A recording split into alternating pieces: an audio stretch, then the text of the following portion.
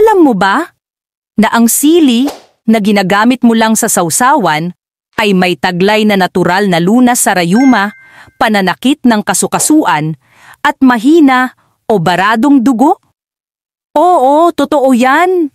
Sa video na ito, malalaman mo kung paano ang sili ay hindi lang basta pampaanghang ulam, kundi isa ring likas na gamot na matagal nang ginagamit ng mga ninuno natin.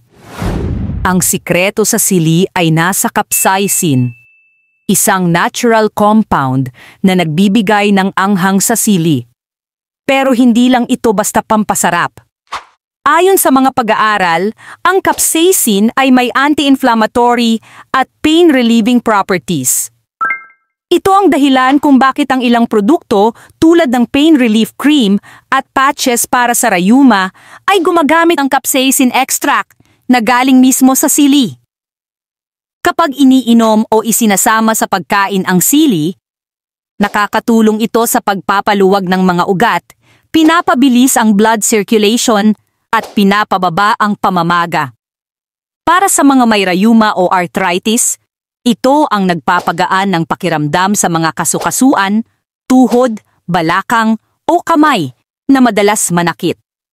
At dahil pampainit ang sili, nakakatulong din ito sa mga taong lamigin o may mahina ang sirkulasyon ng dugo, isang karaniwang dahilan ng pangangalay at pamamanhid. Maraming paraan para makinabang sa sili bilang natural na gamot. Kainin kasama ng pagkain. Idagdag ang kaunting siling labuyo o siling haba sa mga ulam. Hindi kailangang sobrang anghang, kahit kaunti lang, may epekto na. Ikalawang, gawin itong tea o salabat.